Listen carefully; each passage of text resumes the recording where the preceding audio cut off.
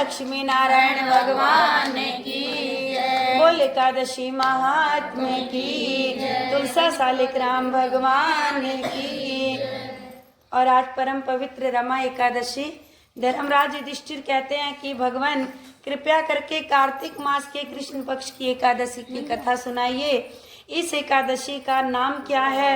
इस एकादशी के व्रत से कौन सा फल मिलता है? भगवान कृष्ण कहते हैं कि हे नरश्रेष्ठ, कार्तिक मास के कृष्ण पक्ष की एकादशी का नाम रमा एकादशी है। रमा का अर्थ होता है साक्षात लक्ष्मी।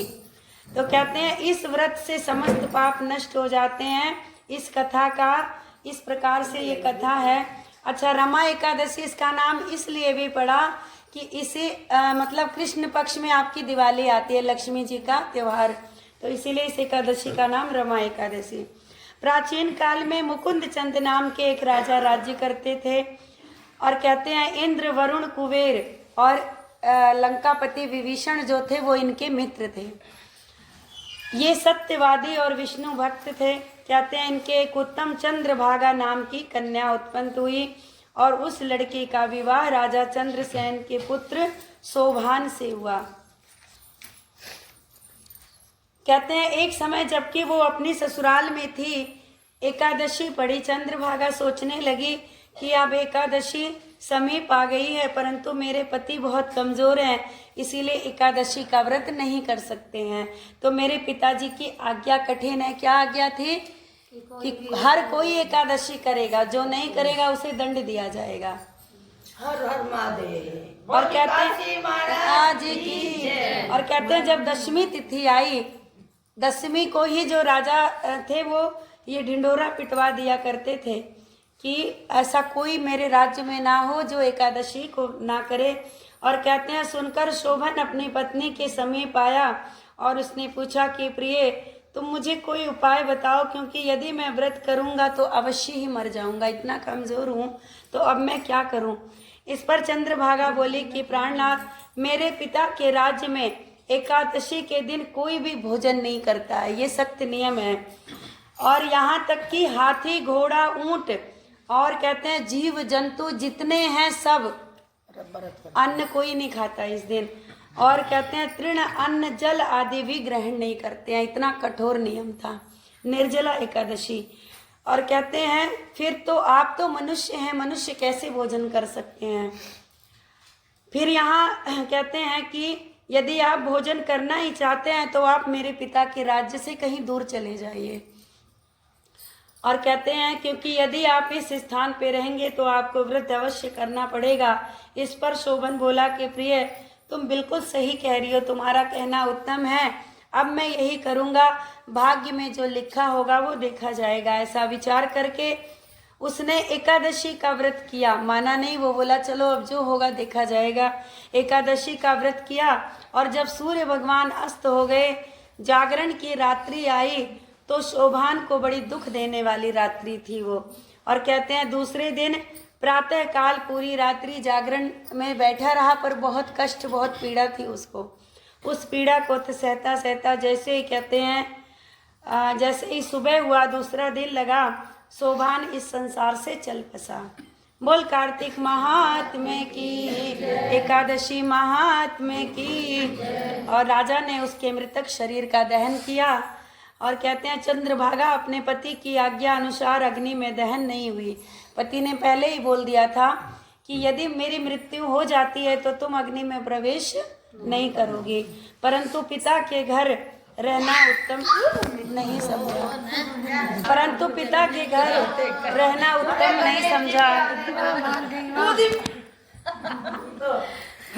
श्रीमन नारायण नारायण नारायण, भजमन नारायण नारायण नारायण। इन्होंने सोचा कि अब पिता के घर में रहना उत्तम नहीं। रमा एकादशी के व्रत के प्रभाव से उसे मंद्राचल पर्वत पर धन धान से युक्त शत्रुओं के सहित एक उत्तम नगर प्राप्त हुआ और मंद्राचल पर्वत पे रहने लगी। एक समय मुकुंद चंद नगर में रहने वाला सोम शर्मा नाम का ब्राह्मण तीर्थ यात्रा के लिए निकला और घूमते घूमते उसको देखा कि वो ब्राह्मण उसको अपने राजा का जमाई जानकर उसके निकट गया। राजा शोभन ब्राह्मण को देखकर आसन से उठ खड़ा हुआ और अपने ससुर तथा स्त्री चंद्रभागा की कुशलता को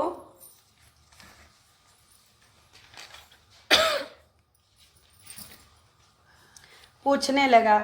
और ये इसका दूसरा जन्म है, इसका मतलब ये दूसरे जन्म में यहाँ मंदराचल पर्वत पे सोम शर्मा नाम से इसका जन्म होता है। और सोम शर्मा ब्राह्मण बोला कि राजन, हमारे राज में कुशल तो है, आपकी पत्नी चंद्रभागा भी कुशल से तो है, अब आप अपना वृत्तांत सुनाइए। मुझे ये बड़ा आश्चर्य हो रहा है, ऐसा विचित्र और सुंदर नगर आपको कैसे प्राप्त हुआ।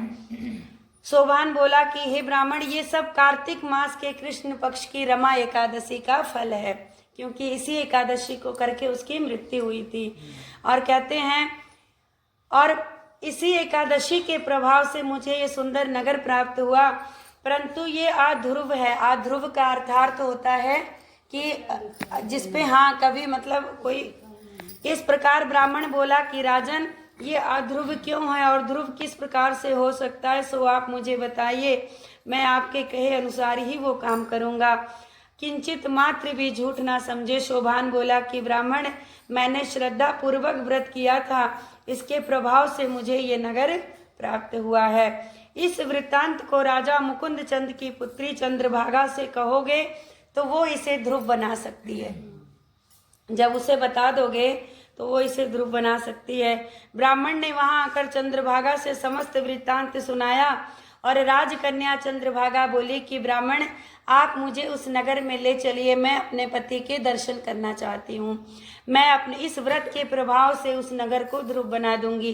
चंद्रभागा के वचनों को सुनकर सोम शर्मा ब्राह्मण जो था, उसने मंदराचल पर्वत के पास वामदेव को के आश्रम में लेकर गया और वामदेव ने उसकी कथा को सुनकर चंद्रभागा को मंत्रों से अभिषेक किया। चंद्रभागा मंत्रों और व्रत के प्रभाव से दिव्य शरीर को धारण करके अपने पति के पास गई। मानव शरीर से वो वहां नहीं जा सकती थी। और उसके बाद कहते हैं, शोभन ने अपनी स्त्री चंद्रभागा को देखकर प्रसन्नता पूर्वक अपने वाम भाग में बिठाया। चंद्रभागा बोली कि हे प्राणनाथ, अब आप मेरे पुण्य को सुनिए। जब मैं अपने पिता के घर में 8 साल की थी, इसीलिए भागवत जी कहती हैं कि 8 वर्ष के बाद जितने लोग हैं सबको एकादशी व्रत अवश्य करना चाहिए। सनातन धर्म का कहना है कोई व्रत मत करिए पर एकादशी अवश्य करिए। और कहते हैं कि जब मैं 8 वर्ष की थी तब से मैं यथाविधि इस एकादशी व्रत को कर रही हूँ, 8 वर्ष की होकर के। और कहते हैं इन्हीं व्रतों के प्रभाव से मेरा ही व्रत था, पत्नी का जो धर्म था वो पति को लगा, बोले मेरे धर्म के प्रभाव से आपको ये ध्रुव लोग मिला है। और कहते हैं, और समस्त कर्मों से युक्त होकर जब प्रलय होगा तभी इस लोक का अंत नहीं होगा। ये किसका प्रभाव था? एकादशी व्रत का। और कहते हैं चंद्रभागा दिव्य रूप को धारण करके दिव्य आभूषण और वस्त्रों से सजकर अपने पति के साथ आनंद पूर्वक रहने लगी और शोभन भी उनके साथ आनंद पूर्वक रहने लगा। हे राजन, ये मैंने रमा एकादशी का महात्म्य बताया है।